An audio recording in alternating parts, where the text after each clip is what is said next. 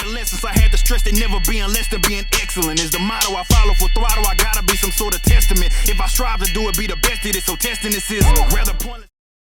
Welcome to 3 Count Commentaries. We got to talk about the Kane tweet, I guess, because some people want me to talk about the Kane tweet. I told myself I was not going to get into this whole Ukraine, Russia thing. I was going to stay away from it. I like staying away from these issues because you figure out more when the issues are over than you do while you're panicking and trying to do videos as they go along.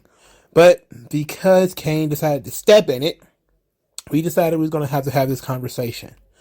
All right, so Glen Jacobs, Mayor Kane of Knoxville, Tennessee, he really got a rise out of people when he tweeted out some things that other people did not like. So here's what Glen Jacobs, aka Kane, said. He says, "If you are on the left and are shocked by Putin's aggression, wake up, sunshine. Historically, in the real world, might makes right. Weakness, which is really what the left is all about, is not a virtue. It is a character flaw. And no, the U.S. should still not get involved." Later, he tweeted out, "I highly doubt Putin cares about what toxic masculinity, the cancel culture, or any other things the radical left stands for." All right. So the particular bone of contention here is Kane saying might makes right. Believing that, and people have, stripped all the context away from this and said to themselves, he is praising Putin. He is praising what Putin has done. When in reality, he isn't praising what Putin has done. He is condemning the weakness of everyone else. Putin did what he did. He invaded the Ukraine over the course of the last couple of weeks in February 2022. For the same reason he invaded Ukraine in 2014. There is a lot of history behind the Russia-Ukraine thing. For starters, when you invade a foreign country and you go in and you start killing people, 9 times out of 10 is for natural resources. Ukraine has oil. That's the number one thing. Number two, if you're gonna invade a foreign country, usually when a fading power like Russia invades a foreign country, that is their neighbor, is usually because it was part of the empire in the past. Ukraine was indeed a part of the Soviet Union. So now you have Putin, who is probably a nationalist. I don't know that much about Russian politics, but I can pretty much guess that they're talking about some reformation of the Soviet Union, similar to when Adolf Hitler was being, what they call it, was it the prime minister of Germany? And he was telling the Germans that the best way to bring Germany back to national prominence and to global power was to reform the German Empire, which means invading all of the former countries that was in the German Empire. He's just doing the same thing. Putin's just doing the same thing. All right. If you want to, Abraham Lincoln did the exact same thing when the Confederate States of the United States decided they were going to secede. He was like, "Oh, not under my watch. There's not going to be the breaking up of this country under my watch." So he invaded the South. Well, basically I wouldn't say he invaded because the South did fire the first shot. But what they ended up doing was he pretty much coaxed the South into the war. Because the entire point of the war was to reconfigure the United States as a country.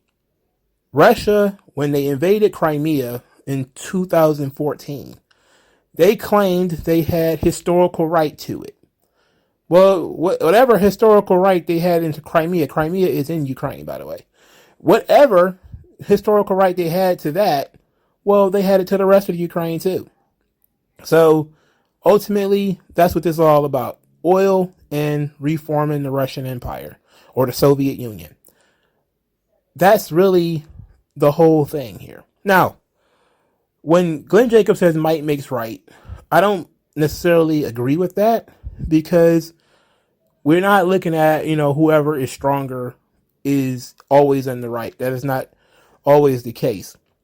But what he is talking about is projecting strength, not in projecting your weakness.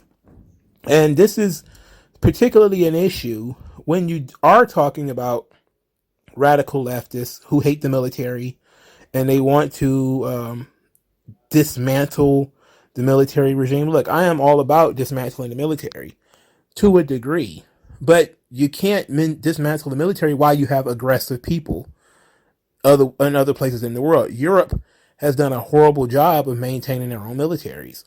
In fact, the United States pretty much works as the policeman for the rest of Europe. I mean, the reason why certain countries like England and France are allowed to have national health care is because they don't spend almost anything on their own militaries. The United States pretty much pays for their military. And we essentially are joined in all these organizations like the United Nations and NATO and all this stuff in order to protect European interests over in Europe, protect American European interests in Europe. And that would be the third reason why Russia is invaded the Ukraine, is because they fear that Ukraine would join NATO. It is what it is. I don't like NATO. We should get rid of it, but whatever. It's a legitimate fear that the more closely the United States becomes with the Ukraine, the more likely Russia is to continue to fade as a national power, I mean, as a global power. So all that being said, Kane is saying, if you're strong, you can fend off stuff like this. You can prevent and deter things like this. People like Putin, they don't test strong regimes. They test weak regimes. This is something that, even if you wanted to take it out of the global context and put it in the context of person to person, what you often see is that somebody who gets picked on by one person and does nothing will often find themselves get picked on by other people. Weakness attracts bullying. That's just how it is. It's like if you see an animal limping, it's inviting predators at that point. If you're a deer with a broken leg, you're dinner. Okay, it's just that simple. And Putin saw Ukraine, and he, knows all about American politics, how much the left hates the military in the United States, how much the left hates war. Now, libertarians also hate war. I hate war. So I don't support the concept of going to war to support the Ukraine. Not going to go into that. But he knows that Joe Biden is not going to do anything about it. And if Joe Biden's not going to do anything about it, why shouldn't he invade Ukraine? It was the same thing when he annexed Crimea in 2014. He owned let's think about this. Putin invaded Ukraine in 2022. This is 8 years after the last time he invaded Ukraine. What was the difference between then and now? Well, or what's the same? Democratic presidents. Obama was in office in 2014. He invaded Crimea. Trump gets in office. Trump has 4 years in office.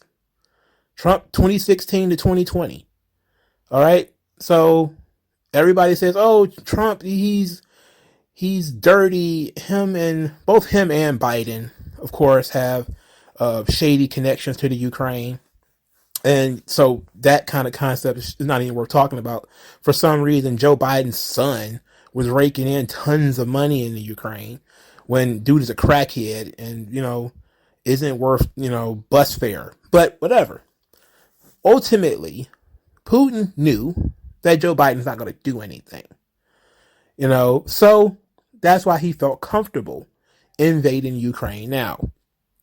And it's the Ukraine's fault. They were kind of prepared for it because they had been invaded before. They got invaded in 2014. But too long, the gap in between those times, Putin has been in power forever, and that's the number one issue here, is that Putin has been in power so long and he has a long memory. He could take his time because he's pretty much a dictator. When you're a dictator, you don't have to rush and do things, You can eat Ukraine a little at a time. I know as I record this video that they're going to be talking in Belarus about how to prevent further fighting and how they're going to stop this fighting. It's like, okay, how much of the Ukraine is going to end up surrendering? That's the question we're asking here. Can they beat Russia in a war? Probably not. Even if it's looking okay for them right now, as far as the Ukraine, they haven't completely collapsed. But most solid foreign policy experts says Ukraine couldn't last a week against Russia. So you might as well start talking about surrender right now. So how much of Ukraine is going to end up surrendering to Russia? And then what happens? In the next few years, he decides, I'll just invade them again and again until eventually we get it all. So ultimately, that's when you're a dictator, you have that kind of time. When you're somebody who can be voted out of office, you don't have the kind of time necessary. So you may have just invaded all of Ukraine when he invaded Crimea and probably took it all back. But because he's a dictator, he can take his time. You don't need to take it all right now. People are going to be like, shame on you, Putin. You should not have done that. But ultimately, he shrugs, and now what? I mean, now what? Now what are you going to do? You're not going to do anything. Now, that leads a lot of people, especially on the right, to say that we need to do something. That if we keep just allowing Putin to do whatever he wants, he will eventually pull a Hitler and start invading former Soviet satellite states and rebuild the Soviet Union. And that might very well may be true. But as far as I know, we don't have any treaties with the Ukraine. Therefore, we have no reason to actually help the Ukraine. Now, that's sad. That's horrible. Because that means all the Ukrainian people are essentially sitting ducks. And they're in a lot of trouble when the Russians come knocking on their door. And I absolutely, positively support Ukraine when they said, hey, we got to start giving civilians guns. We got to start doing it. It's the only way to fight back. Now, of course, that backfires a little bit because you're just giving guns to people and they're not trained. So then there were stories about Ukrainians shooting each other because they can't tell the Ukrainians from the Russians. So there's no way of they thinking that these people are unmarked Russians and they start shooting at each other and stuff like that. So that kind of thing happens. But then Ukraine said, hey, we're conscripting. If you're a man between the ages of 18 and 60, you can't leave the country,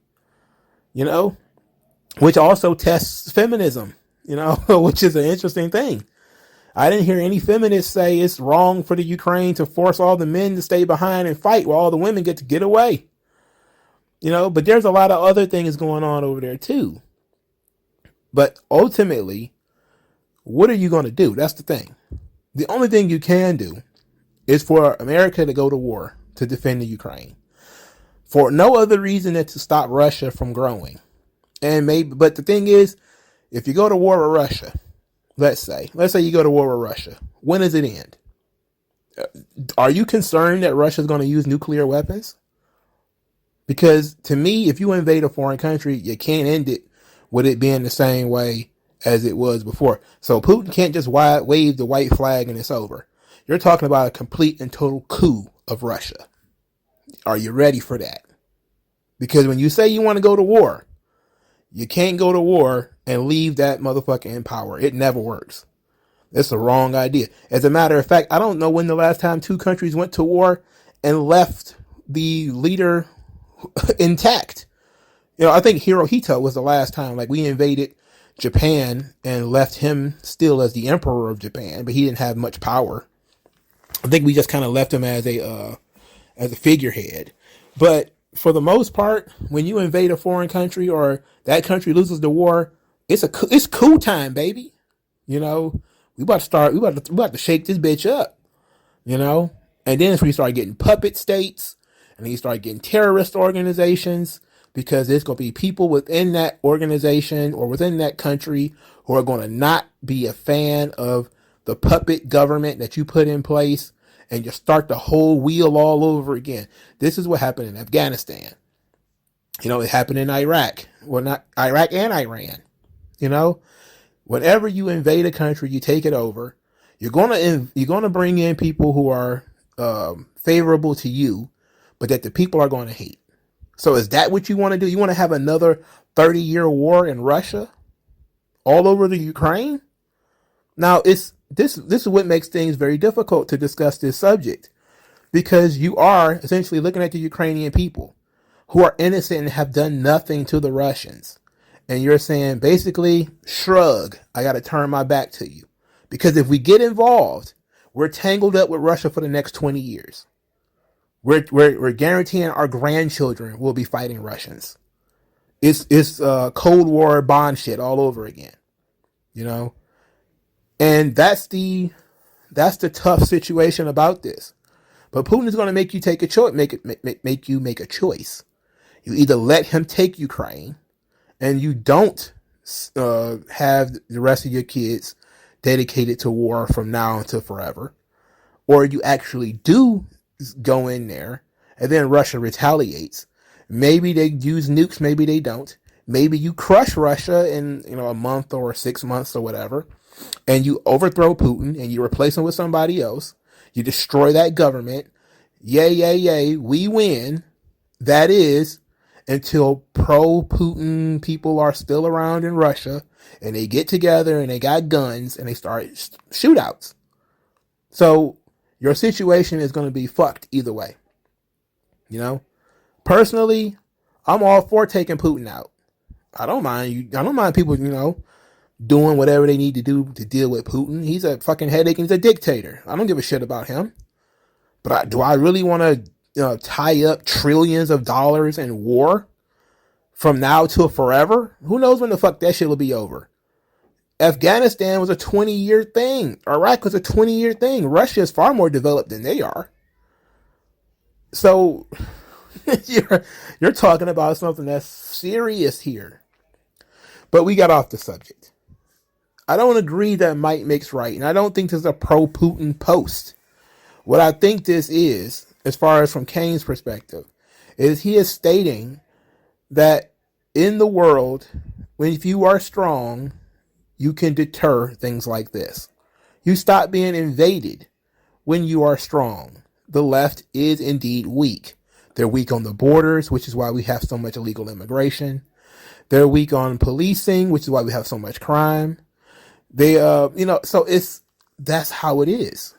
It's just the facts of life. And I saw a lot of people who were interacting with Kane's post, but they were not engaged in the content of Kane's post. You understand what I'm saying? Nobody says that, oh, Putin's the bad guy, and yes, I will go fight you and help the Ukrainians. Even your AEW world champion who decided to make a joke about Kane having CTE or getting hit in the head or whatever, even he didn't make anything about it. All they have is hopes and prayers, thoughts and prayers for the Ukrainians. It's like everybody feels bad for the Ukrainians. But there's nothing you can do when Putin is already not even at their doorstep anymore. He's already in the house flipping over the tables. Your thoughts and prayers don't mean shit. All these people are about to be Russian. Okay? And they're not going to forget that the rest of the world turned their backs on them either. But how long before the Ukrainians are essentially just Russians? You know? I mean, this conversation is like, there are no more Confederates, are there? You know? There's a handful of people who still like the South will rise again. But after a certain amount of time, you just become American. You know? After a certain amount of time, you've been annexed, you've been invaded, you just become Russian. And over time, that's what's going to, it's terrible now, but he may be thinking about 50 years in the future. He ain't thinking about it right now. And then Putin is going to be the one writing the history books, or the pro-Putin guys are going to be the ones writing the history books. You know? So who's going to, Biden is like, history is going to frown upon Putin. It's like, who the fuck you think will write the history book? For starters, Putin does not care if America likes him or not. That's part of his strong strategy. He is intimidating the other countries. He doesn't care if you don't like him. You can write all the anti-Putin crap you want. He is a president for the Russian people and the Russian empire and what their needs are or whatever. So he's going to invade foreign countries if he feels like he has the support for it. In some instances, he does. Now, there are anti-war Russians that are starting to come out and protest, and I support them. We need to do a little bit more than protest, though. I'm not a fan of activism. I think it's lazy. That's why I think Adam Page is completely and totally lazy by, here, I'm going to tweet out this UNICEF tweet. It's like, it's too late. It's too late. Buildings are always already falling on people. I'm sorry, it's too late. It's too late to start saying thoughts and prayers. It's too late. You know, you've shown that you were weak and that you were not going to do anything, and that you were going to dismantle the military, and you were going to be focused on pronouns and all that. That's why Kane brought that stuff up, because this is the stuff that the left focuses on. We want to do new civil rights laws. We want to have new speech codes. We want to have new welfare programs. We want to do all this stuff. Meanwhile, Russia's bulking up its military.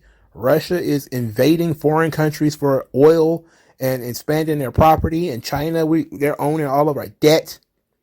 They're controlling banks. They're doing all kinds of stuff. You know? Now, the left is doing that stuff too. Don't get me wrong, because they did it in Canada. But they're doing it on terms of, oh no, COVID, we have to do yada, yada, yada for our safety. And not worried about our interests elsewhere. Because they think, much like libertarians think, why does America even have foreign investments and foreign interests? We shouldn't be the world's police. And I will agree with that. But you still have to recognize this is a threat to the American peace. That's what makes foreign policy so difficult. Because Russia invading Ukraine ain't got shit to do with the United States. Not primarily. But the second or third tier consequences of it can be crucial. And that's the thing we should be thinking about. What is the second or third tier impacts of invading Ukraine and America just allowing it to happen? You know? But I understood Kane's tweet. He wasn't praising Putin. He was basically, and the weird thing about that whole thing is people saying that he was praising Putin and he was pro-Putin and all that stuff. Of course, it means that they didn't see any other tweets that he did, where he basically called Putin a dictator, where he praised the Ukrainians, and especially the Ukrainian president and the mayors of Kiev, which is Vladimir and Vitaly Klitschko. Well, I thought they were Russians already, but apparently they're Ukrainians, and they're grabbing guns and going out into the street. And Kane give them all the credit in the world. He talked about how brave they were, how much balls they had in order to do this, and said that Americans probably would never do it. You know, and that's true. You can't believe that he's pro-Putin and he's calling Putin a fascist and a dictator. I don't know, man. But it seems to me, like I said, there's a lot of people not truly engaging with the content of what he said. There's people who it's easier to just try to force him to defend a position he didn't say, rather than engage what he actually did say, which is your weakness invites the strong to invade and to bully you. The Ukraine was weak and they got bullied. They got bullied before what comes to Crimea, and they did nothing. They just surrendered Crimea. And now Russia is back. You know? So it is what it is. It's a tough situation, I get it. But it's not one the United States should get involved with. I just don't want that boondoggle. Who knows how long that's going to last. And this is already a country that's dealing with high inflation and dealing with a lot of other things. I do not want to tie children up in war for the next 35, 40 years. And then have to worry about terrorist attacks. And then have to worry about pro-Soviet militias forming in the cubby holes of Russia that's going to look to overthrow whatever puppet government you put in place. There's no doubt in my mind that America could beat Russia in a war. It's not even about that. It's about after that. After you kill Putin and take him and throw him in jail and everything, or whatever you're going to do to him, his ideas continue to live. It's like Hitler. His ideas never died. Mussolini's ideas never died. Mao's ideas didn't die. The ideas of a dictator doesn't go anywhere. You know, this is why, the left went from Trump needs to get out of office to Trumpism is a problem. You know, if you kill Putin, so what? He's got supporters. So you have to think about what you can do. And everybody's talking about sanctions and doing all this other stuff, and they're trying to take vodka off the shelves. It's way too late for all of that stuff, man. It's way too late for all of that stuff. But there does need to be a response. There needs to be a serious response. That cripples the Russian economy and forces people to throw him out of office, or to deal with him in their own way. Let's put it like that. I'm all about and dictators. I'm all about that. But ultimately, going to war is not a good idea. But let me know what you guys think in the comment section below. Like, share, and subscribe, and I'll talk to you guys later. Old non-aggression. Once that lesson sets in, you'll see a session, but you got an affection for no progression, regression.